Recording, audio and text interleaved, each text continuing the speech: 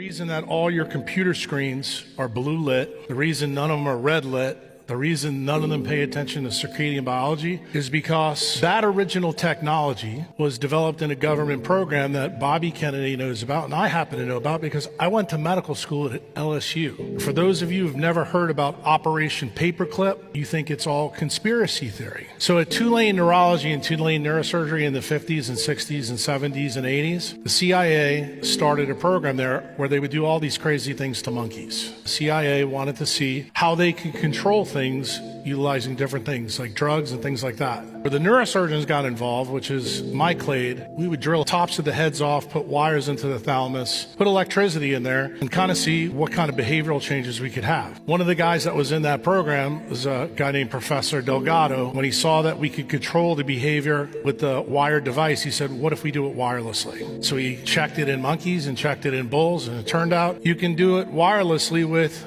RFID chips and semiconductors. Electronic mind control research is not new. A scientific milestone in this area came in the 1960s when Dr. Jose Delgado demonstrated remote control over a charging bull.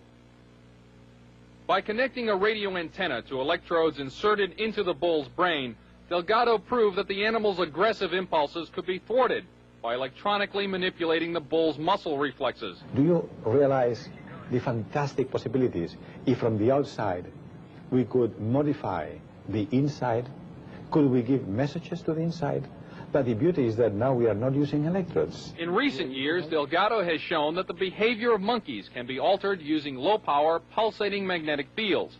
But in these experiments, there were no antenna implants. Any function in the brain, emotions, intellect, personality, well, could be perhaps modified by this non-invasive technology. Then the CIA took it to the next level. They said, well, since this is electromagnetic radiation, what if we did it through light through screens? And it turns out you can.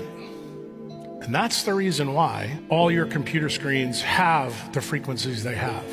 So why is this all important? Well, the person that set this meeting up between me and Bobby is the patent attorney that made sure that Google and Meta have those things so they can control the things that we all do. Where did the original idea come from that started off in MK Ultra with the CIA? You're going to be surprised when you hear this. It came from the mafia in Las Vegas. They wanted to build a new city in a desert. They enclosed it all, blacked out the windows, invented slot machines that were blue lit.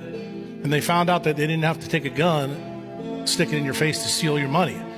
Then they even got smart. They said, let's give people free alcohol while they're doing that. And they found out they got the money quicker. And that's when the CIA got the idea to start this program. That's really how it started. You can use this artificial intelligence voice in the head to break down the ego and control an individual. Ultimately, yes. You can't plug your eardrums. You can't stop the sound. A lot of the targets are tricked into believing evil aliens have abducted their brains. Demons. They're tricked. Yes. How are they tricked? They're told. By who? By the voices. A lot of these school shootings, I think, that you hear about on the news. They hear voices. We've learned that Cruz told the BSO detective that he heard a demon in his head. And police now say he also heard voices. Who heard voices in his head. The scripts, they're called. And they're meant to confuse, the very derogatory. That's just typical breakdown. And why would you want to break down the ego of that person? To rebuild it. So this gets into creating Manchurian candidates. Police have released video made by the man who opened fire at Florida State University. In Project Soul Catch, I referred to a Myron May as a psycho bomb. They didn't care who the target was. They were just trying to make him explode and do something bad. He was a lawyer trained there. His reasoning why he shot up the school was he needed news publicity to make sure people understood this was real. And he left the video testimony. As sick as this may sound, I've even had stalkers follow me into church. He believed government stalkers were harassing him and using a direct energy weapon to hurt him. But he gave out 7 packages in the mail And the FBI intercepted them all. What were in these packages? Just information. Just information. May then opened fire at an FSU library, wounding 3 people. He was killed in a shootout with police. If these people do explode and do something bad like this, there's absolutely no way to prove that there has been any sort of manipulation to the brain. In this guy's case, he talked about it. I mean, obviously he talked, but it was covered up. He's by the way they write the article. He sounds like a crazy person. Yeah. So we can't hear this. It's going to, I haven't turned it on yet. When I do, it's going to blast out a 65 kilohertz beam. Because the wavelength is so small, it doesn't spread. Because 65 kilohertz has a wavelength like that. So it's going to be, in that sense, similar to a laser. It just comes right out as a beam. Now, how do we make that audible? Well, they put a modulation on top of the 65 kilohertz. There's a modulation. And now, here's the next thing I have to tell you. That 65 kilohertz is very high amplitude. It won't hurt you, we don't think. Okay? You certainly can't hear it, and we don't think it'll hurt you. And it's very high amplitude. And what happens when you have 2 sound waves like this, sound plus sound can create sound, but only at high amplitudes. At low amplitudes, sound waves just travel right through each other. You may be sort of familiar with this. But at high amplitudes, you can create sound. So what happens in this apparatus is the audio sound, the sound that you're going to hear, is actually created in the beam, not here. And because it's created in the beam and it stays in the beam, we have a beam of sound. So let me demonstrate this for you. Let me turn it on. And I'm going to find the piece of music that we like. Yeah. You may not like it. The Eagles? You like the Eagles? Okay, good. Oh, we have a friendly audience this year. Yeah. I think they're just saying it to make us feel better. Right. All right.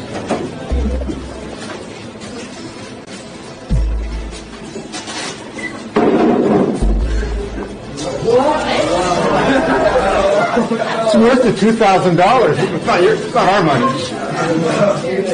Now, the sound that you're hearing is being created in this beam. It almost sounds like it's coming from your head. So let me try to scan the whole audience here so everybody can hear this. Absolutely remarkable. Pete, are you getting it?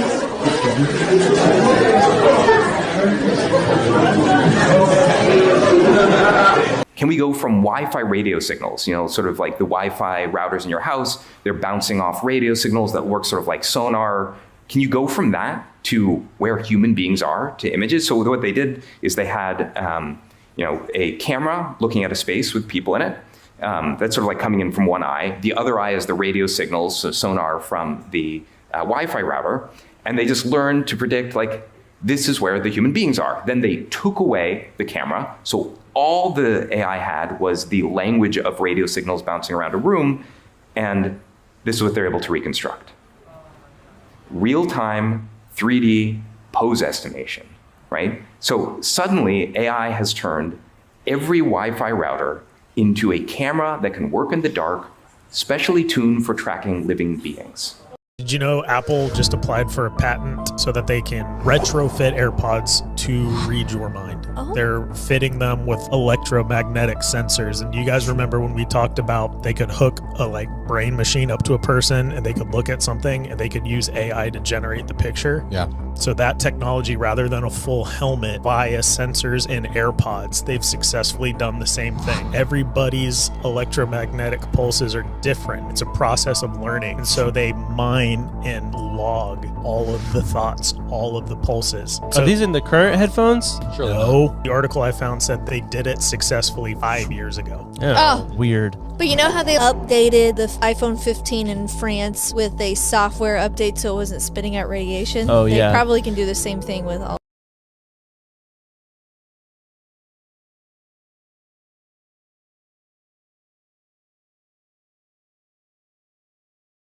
So this is not out of the realm of these very nefarious people, like in the CIA and these other types of secret societies and institutions of our government.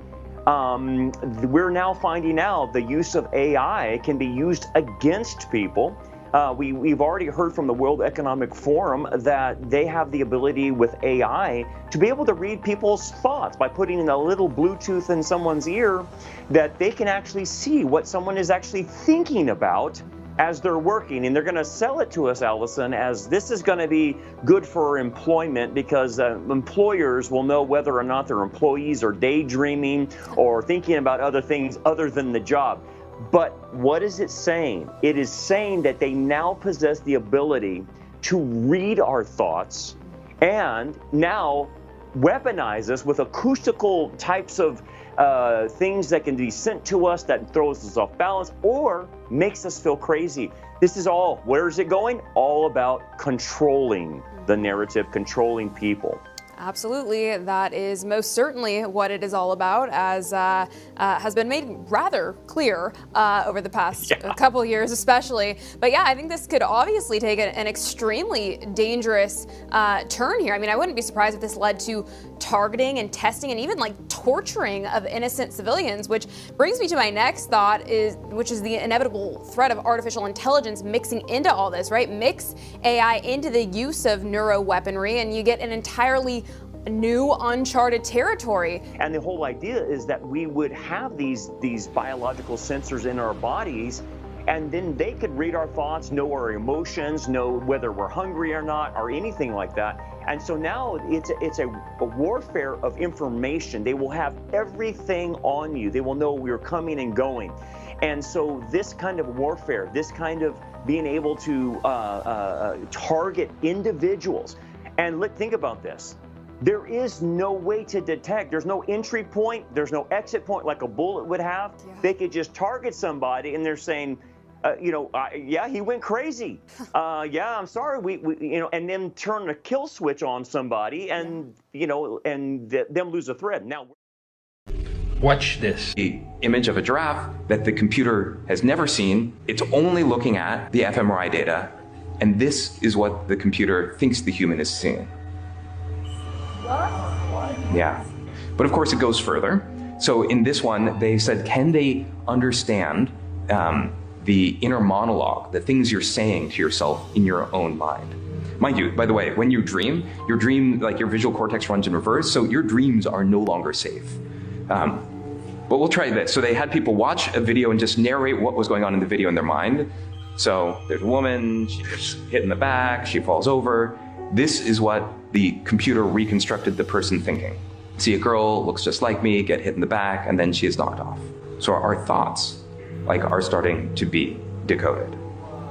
Yeah, just think about what this means for authoritarian states, for instance. How are you finding all of this out? Years of research. The McDonald's Corporation just had an ad come out a few months ago that they're looking into research and development in a technology that will afford them the ability to pump their commercials into your brain while you're sleeping. Neuro rights. These are the patents I am mostly concerned about. Okay? Monitor a subject neurological condition through EMF remote aimed at the skin. Excuse me? They issued a patent for that. Reads subject's brain waves and sends stimuli to the subject to alter their brainwave as a desired control. Control subject brainwaves by sharing modulated light signal. Alter subject's brain state. Control subject brain state by adding control and covert frequency onto musical composition. All these things are designed to alter your behavior, which is remarkable. Transmits,